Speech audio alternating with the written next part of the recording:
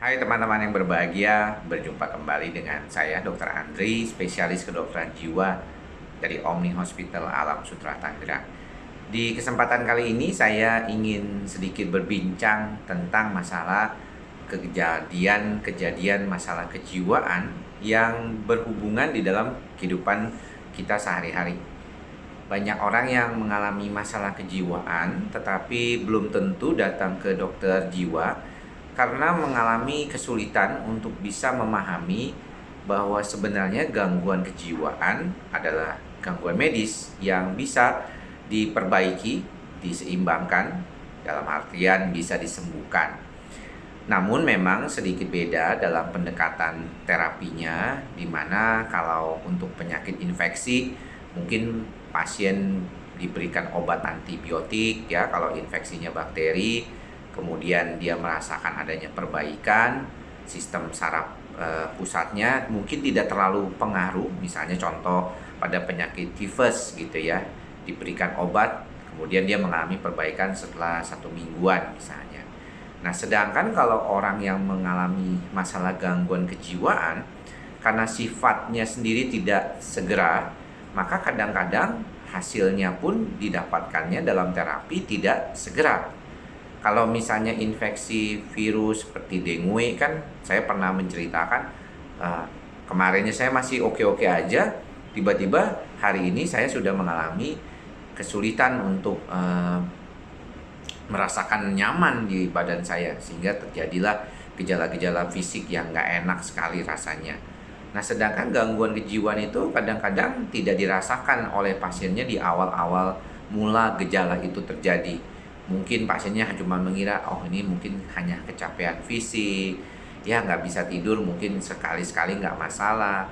Kok tiba-tiba kadang-kadang ada perasaan cemas, tetapi juga masih bisa ditoleransi lah seperti itu. Nah, biasanya mulai orang itu mengalami gangguan yang berat, baru yang membuat mereka datang ke dokter jiwa. Jadi kalau diperhatikan bahwa gangguan seperti misalnya cemas, depresi, itu sebenarnya tidak selalu langsung berasa nggak enak, dokter itu langsung didatangi sama si pasien. Tidak. Biasanya tuh pasien akan menunggu dulu beberapa saat sampai akhirnya dia mau datang ke dokter jiwa. Nah, inilah mungkin yang membedakan ketika di dalam terapi mengapa gangguan kejiwaan itu bisa diterapi lama gitu ya. Karena memang kerusakan sendiri atau aktivitas di sistem saraf pusatnya sendiri itu tidak stabil, itu sudah cukup lama, bahkan jauh sebelum orang itu misalnya datang ke dokter jiwanya. Dan inilah yang menyebabkan suatu perubahan dalam proses bagaimana terapi ke depannya. Sebenarnya kalau ditanya apa intinya dari terapi itu adalah menyeimbangkan.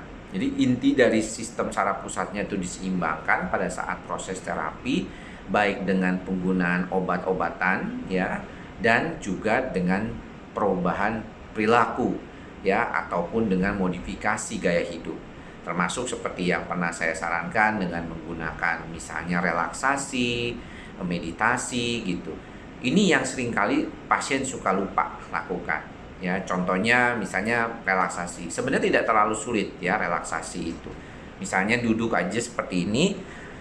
Saya seperti ini di dalam proses setelah ketika saya mau melakukan konsultasi online, saya sudah selesai konsultasi biasa, saya mau konsultasi online, saya duduk begini ya. Membuat diri saya serileks mungkin, senyaman mungkin. Lebih baik mungkin merem ya, matanya dipejamkan, dan saya mengambil napas perlahan, menyadari napas masuk ke dalam tubuh saya, kemudian keluar ya. Demikian yang bisa saya lakukan gitu ya. Jadi teman-teman itu kadang-kadang kalau disuruh relaksasi atau apa, susah sekali, tidak perlu khawatir, lakukan saja begini. Nah, berapa lama ya? Minimal 10 menit lah. Ya, minimal 10 menit kalau untuk konsisten untuk lebih baik ya.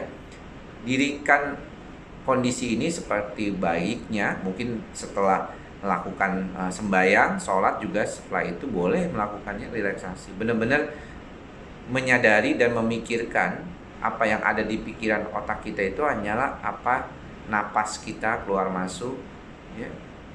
Seolah-olah dia masuk, kemudian dia berjalan ya di seluruh tubuh kita, memenuhi kebutuhan oksigen kita, kemudian kita keluarkan perlahan. Fokuskan pada itu saja, itu sudah cukup, ya. Jadi seringkali kalau orang bilang susah dok, bukan susah ya, tapi tidak dilakukan. Nah, berapa lama melakukannya? Tadi 10 menit, bisa sampai 30 menit. Kemudian sesering mungkin, kalau bisa setiap hari memang jauh lebih baik, karena nantinya konsistensi itu akan membuat kita tenang, ya, memperlambat. Karena seringkali itu proses-prosesnya itu seringkali kan kita nih, otak kita nih terlalu aktif, terlalu cepat, terlalu banyak yang mau, ini mau, itu mau ke sana, mau ke sini gitu. Jadi akhirnya membuat otak kita sendiri terlalu kelelahan. Nah, saat itulah, di saat relaksasi itulah kita belajar untuk menenangkan sedikit otak kita sendiri, supaya saya juga ketika sebelum bertemu dengan pasien online saya sudah dalam keadaan yang sudah lebih segar, ya, lebih baik lagi, sampai bisa sore atau bahkan malam hari untuk melakukan konsultasinya. Demikian apa yang bisa saya sampaikan, mudah-mudahan bermanfaat buat teman-teman semua. Jangan lupa untuk selalu menjaga kesehatan jiwa dan raga, dan nantikan video-video lainnya di channel YouTube Andri Psikosomatik ini. Thank you semuanya. Salam sehat jiwa. Bye-bye.